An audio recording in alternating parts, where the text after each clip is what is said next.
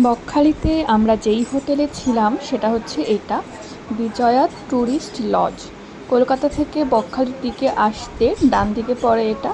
আর এখান থেকে এই যে সোজা চলে গেলে বকখালি বাস স্ট্যান্ডে গিয়ে ধাক্কা মেরে ডান দিকে গেলেই সি বিচ। বিজয়াতে ঢুকে রুম দেখার পর আমরা এখানেও এসেছিলাম রুম দেখার জন্য, বলাকা লজে। কিন্তু এখানে মাত্র একটা রুমই অ্যাভেলেবেল ছিল এবং সেটা আমাদের পছন্দ হয়নি, তাই আমরা আর কোথাও টাইম ওয়েস্ট না করে বিজয়াতেই রুম নিয়ে নিই। রুমে ঢুকে চান টান করে ফ্রেশ হয়ে আমরা আবার রেডি হয়ে বেরিয়ে পড়ি বিচের উদ্দেশ্যে।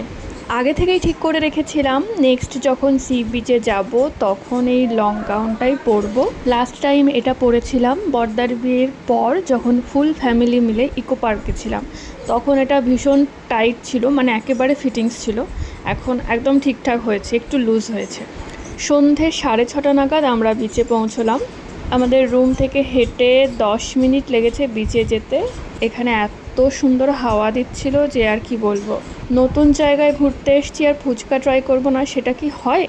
তবে এই দোকানটার ফুচকা কিন্তু দারুণ ছিল, আর ফুচকার সাইজগুলো একদম পারফেক্ট ছিল, মুখে ঢোকাতে কোনো অসুবিধা হচ্ছিল না।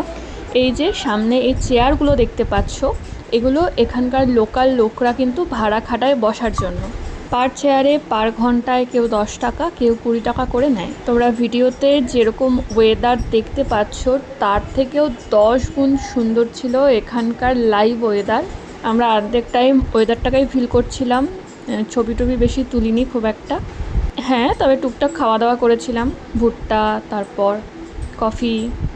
বকখালি সি বিচের একটা জিনিস আমার খুব ভালো লেগেছে, রো ওয়াইজ খাবারের স্টল ছিল। যেমন দেখো, এই লাইনে পরপর শুধু আইসক্রিমের দোকান, এই লাইনে পরপর শুধু পাপড়ি চাটের দোকান, তারপরের এই লাইনটা শুধুমাত্র ফুচকার দোকান, তারপরের লাইনটা ছিল ভুট্টার দোকান। এখানে ভুট্টা পোড়া বা সুইটকর্ন মাখা বিক্রি হচ্ছিল। আর একদম লাস্টের লাইনটা ছিল চা কফির লাইন।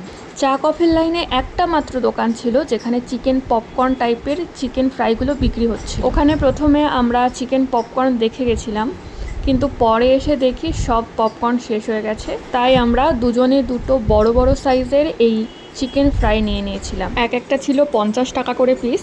এই খেয়ে আমাদের পেট ভরে গেছিলো, আর ডিনারে কিছু নিইনি আমরা। হোটেলে ফেরার সময় বাইরে থেকে দেখি হোটেলের লাইটগুলো এত সুন্দর ছিল, অপূর্ব লাগছিল আমাদের হোটেলটাকে।